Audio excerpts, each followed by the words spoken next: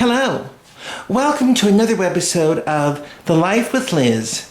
I am Miss Liz, and typically when I'm filming from the living room of my home, you'll find me seated here on this 180-year-old lovely sofa.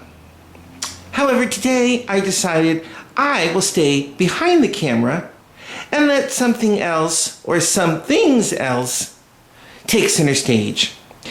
Many of you have been kind enough to write to me and tell me that you enjoyed so much some of my baubles from my personal collection that I've worn in previous webisodes. And so today I thought I would respond to the many inquiries I've had and showcase with much closer detail some of those baubles.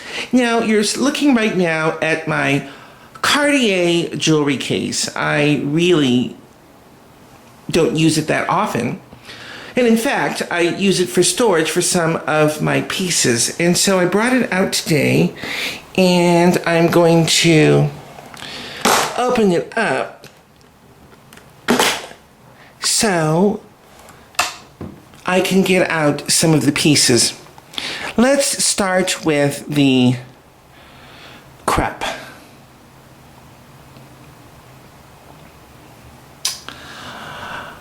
The Krupp, as you can now see, I'm holding it up, and hopefully it's coming into focus.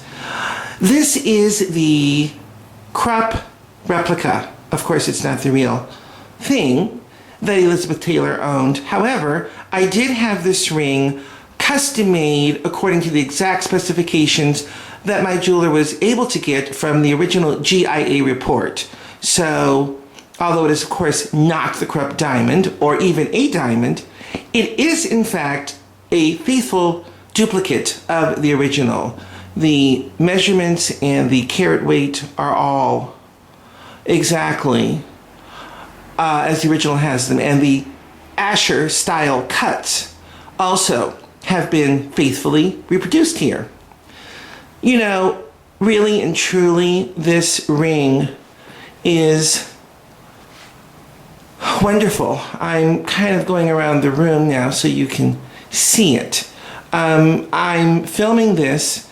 I'm in the living room. I am letting just natural light kind of pick up here and there. I'm not at all using artificial lights from above. It's just the natural lighting, which is very indirect at this time of the evening, coming into the room. And you can kind of still see that it does pick up a myriad of colors. It's true Golconda diamonds, which is what the Krupp, original Krupp, where it's from, are known, of course, for their impeccable qualities, the color and the clarity being among the two foremost characteristics that they show. But also the Golconda diamonds, some of them, are famed and noted because of yet another characteristic that appears to be unique and only to them, and that is a blue fluorescence that they put off. Well, I've not been able to have on my own finger the real Krupp or any other real Golconda diamond, but I will tell you, as you can probably see, this stone has a very interesting blue light that it does cast off. Call it a fluorescence, call it something else, I don't know. But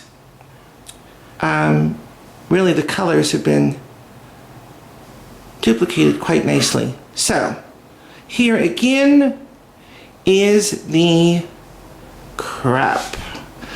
And so now I'm going to take this one back and going back into the jewelry box, I come out with the Pasha.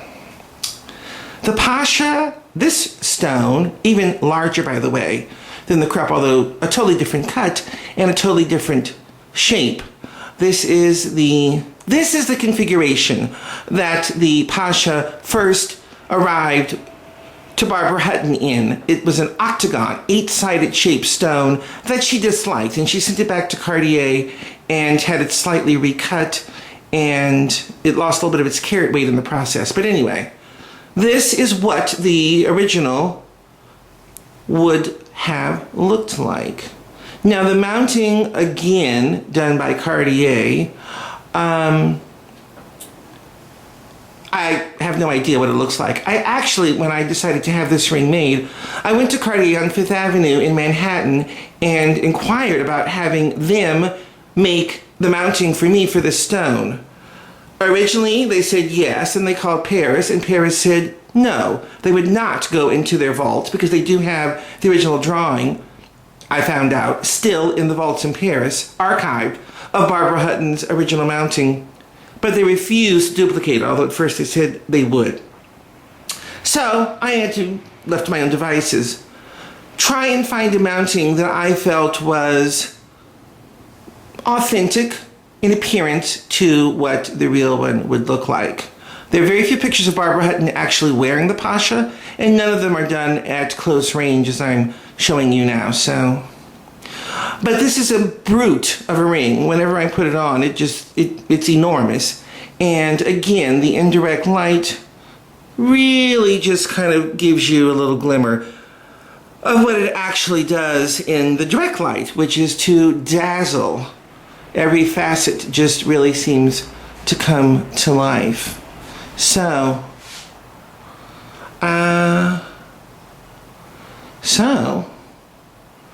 here you have it, a close-up first of the Krupp and now a close-up of the Pasha. And which one is my personal favorite? I really don't know. I mean, I like them both a lot, but I don't wear them very often. I mean, they're so big that it's not really appropriate to wear it every single day, everywhere you go, but I do wear them, you know, when I have someplace special to go. Okay, so closing in then and signing off, thanking you for tuning in to another webisode of The Life with Liz, locking up the Cartier jewelry case. Until the next time. And next time I will be talking about a topic very dear to my heart and closely connected to Barbara Hutton, the Woolworths. So stay tuned for that. Thank you for tuning in.